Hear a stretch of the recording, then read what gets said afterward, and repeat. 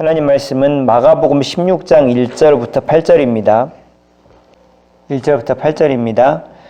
안식일이 지남에 막달라 마리아와 야고보의 어머니 마리아와 또 살로메가 가서 예수께 바르기 위하여 향품을 사다 두었다가 안식 후 첫날 매우 일찍이 해도 들 때에 그 무덤으로 가며 서로 말하되 누가 우리를 위하여 무덤 문에서 돌을 굴려 주리오 하더니 눈을 들어본즉 벌써 돌이 굴러져 있는데 그 돌이 심히 크더라. 무덤에 들어가서 흰옷을 입은 한 청년이 우편에 앉은 것을 보고 놀라매 청년이 이르되 놀라지 말라. 너희가 십자가에 못 박히신 나사렛 예수를 찾는구나. 그가 살아나셨고 여기 계시지 아니하니라. 보라 그를 두었던 곳이니라. 가서 그의 제자들과 베드로에게 이르기를 예수께서 너희보다 먼저 갈릴리로 가시나니 전에 너희에게 말씀하신 대로 너희가 거기서 배우리라 하라 하는지라. 여자들이 몹시 놀라 떨며 나와 무덤에서 도망하고 무서워하여 아무에게 아무 말도 하지 못하더라. 아멘. 자, 여기 지금 이제 그 여인들이, 그러니까 예수님께서 어제 저희 이야기 그 말씀이 이제 그 십자가에서 돌아가셔서 그 무덤에 묻히신 내용을 살펴봤는데, 오늘 말씀은 이제 그 묻히신 다음에 여인들이 예수님의 무덤을 방문했던 것입니다. 그러니까 한국도 그렇습니다만은 유대인들 같은 경우도 3일 정도 지나면 제대로 지금 이 그 무덤이 훼손된 것이 없는지 이렇게 이것들 살피려고 무덤을 방문한다 그럽니다. 친척이나 또 친구들 이런 분들이 방문하는데 아마 그것 때문에 지금 이제 방문했던 것 같고요. 그리고 2절에 보시면 무덤에 간 시기가 기록이 되는데 안식 후 첫날 매우 일찍이 해도 들 때에 라고 기록을 합니다. 그렇죠.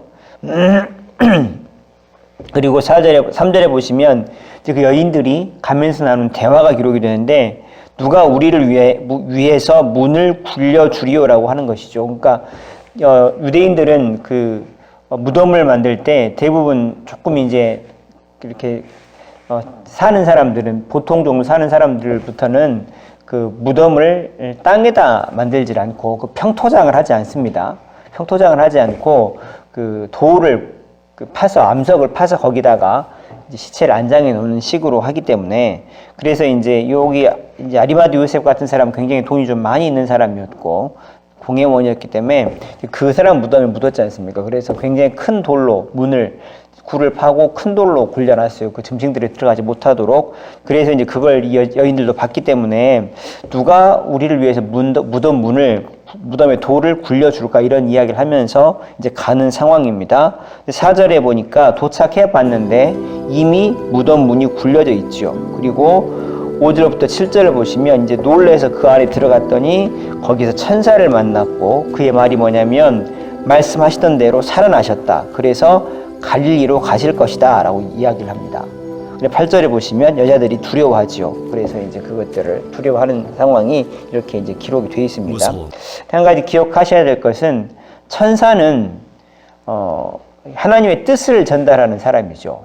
하나님의 뜻을 전달하는 사람인데, 천사가 지금 뭐라 그러냐면 예수님께서 미리 말씀하시던 대로 살아나셨고 갈릴리로 가실 것이다. 거기서 만날 수 있을 것이다. 이렇게 이야기를 하거든요.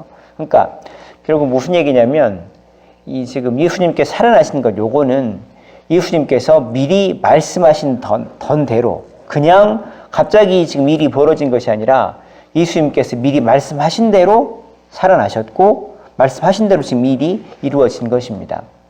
여러분, 그 성경을 보시면 항상 그런 식이긴 합니다만은, 저희가 이제 그 창세기부터 기록되지 않습니까?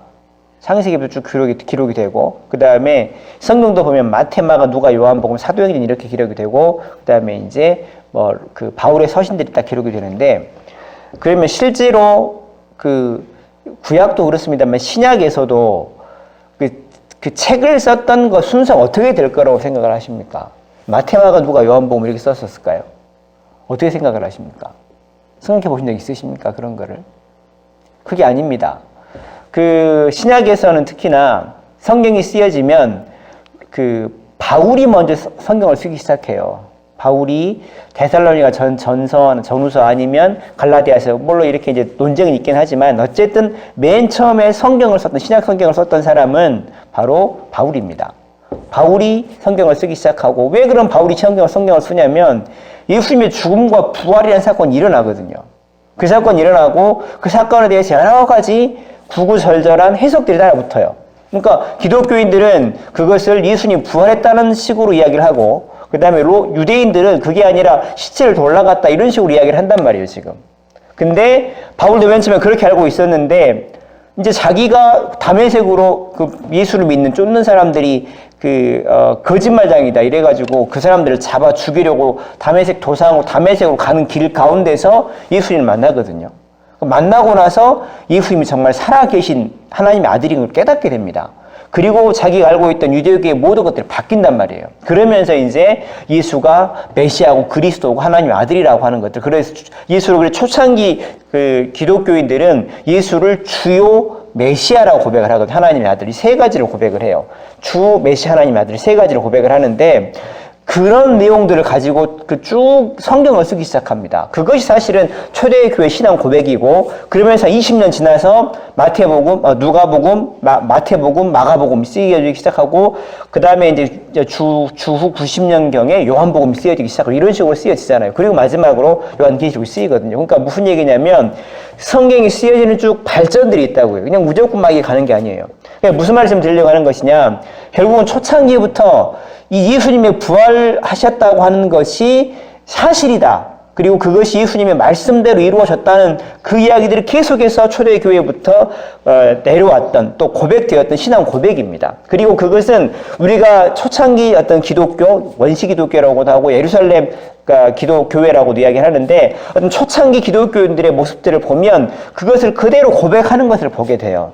그러니까 무슨 얘기냐면 예수님의 죽음과 부활이라고 하는 것은 그냥 우리가 쉽게 고백하는 것처럼 주님께서 살아나셨구나 이런 차원의 문제가 아니었다는 것이죠. 이 사람들이 기독교라고 하는 것들이 만들어지는 초석을 이루는 왜냐하면 예수님께서 죽으셨다가 살아나셨는데 그것과 함께 결부되어 있는 것이 뭐냐면 자신이 메시아라는 거예요. 자신이 메시아라고 하는 그 이야기를 하시면서 내가 죽었다가 3일 만에 살아날 것이라 이야기를 하시거든요. 근데 유대인들이 알고 있는 제자들이 알고 있는 메시아는 절대 그런 메시아가 아닙니다. 죽었다가 살아나고 인간의 죄를 대신 받고 이런 것은 메시아가 자기들이 알고 있는 상식이 맞지 않아요. 그런데 예수님께서 그런 메시아를 주장을 하시면서 그리고 같이 이야기하는 것이 내가 죽었다가 살아날 것으로 이야기를 하신단 말이에요. 근데 실제로 예수님이 죽었다 살아나셔버렸어요. 그걸 보면서 예수님이 진짜 메시아고 메시아 할 일은 인간의 죄를 대신해 죽는 것이구나라고 하는 이 초창기 신앙 고백들이 만들어지고 그때부터 기독교라는 것들이 쭉 이렇게 형성이 되거든요. 결국 무슨 얘기냐면 예수님께서는 그 말씀대로 하셔서 죽었다가 살아나신 것이고 그 말씀대로 예수님을 믿는 자들은 예수님께서 그 인간의 죄를 대신해 죽었다가 살아나신 것 때문에 구원을 얻게 되는 역사들이 벌어지게 되는 것이다 라고 하는 것이 움직일 수 없는 사실로 굳어진 것이죠. 그래서 지금도 저희들이 그 사실을 고백하고 그렇게 예수를 믿으면 인간의 죄가 사해진다는 사실들을 그렇게 신앙으로도 여러 가지 모습들을 고백하는 줄로 믿습니다. 여러분 따라서 저는 여러분들이나 예수님의 이 구원의 어떤 그 사실들 이 빈 무덤이라고 하는 것이 분명한 구원의 어떤 역사를 이루는 증거다라고 하는 사실들을 기억하실 수 있기를 간절히 소원합니다. 더군다나 그 예수님의 죽음과 부활에 대해서 빈 무덤이라고 하는 것이 사실이냐고 물을 때 저희는 본 적은 없잖아요. 근데 그것을 봤던 많은 제자들이 예수님의 빈 무덤을 고백하면서 순교를 합니다. 이거는 무슨 얘기냐면, 그러니까 이걸 솔직히 지어낼 수 있었다고 할지 모르겠어요. 많은 사람들이 그렇게 생각을 하니까. 그런데 제자들만큼, 그걸 봤던 사람들만큼 뭐라고 생각을 하냐면, 그건 사실이다라고 분명히 고백을 합니다. 그래서 사람이 왜 거짓말을 하더라도 자기 목숨이 경각에 달리면 그 거짓말을 포기하는 게 대부분이랍니다. 근데 많은 그리스도인들은 특히나 예수님의 이 제자들, 120문도 이런 많은 예수님의 부활을 경험했던, 목격했던, 예수님이 진짜 살아나신 경험했던 사람들, 목격했던 사람들은 그 자리에 죽음을 선택했지 그걸 부인하지 않거든요. 그 무슨 얘기냐면 예수님의 부활이 사실이라는 겁니다. 적어도 자기들은 분명히 봤다는 거죠. 그걸 고백하고 있는 거죠. 그래서 그때 사람들이 그렇게 부활이라고 하는 것들이 사실인 것을 증거하다 죽음을 택하는 그런 모습들로 치닫는 것을 보게 됩니다.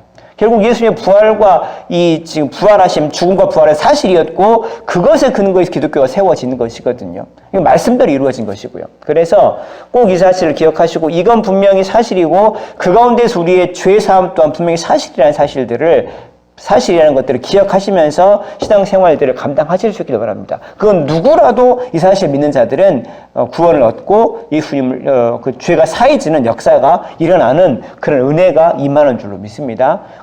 그리고 우리가 이것들을 늘 깨닫고 그것들을 증거하는 자리에 서는 것이 우리에게 살아가야 될 목적이고 또한 우리 부여된 사명인 것을 늘 기억하시고 오늘도 그런 삶들을 사시는 오늘 하루도 그런 삶을 살아가실 수 있는 저 여러분 될 수 있기를 간절히 소원합니다. 잠깐 기도하겠습니다.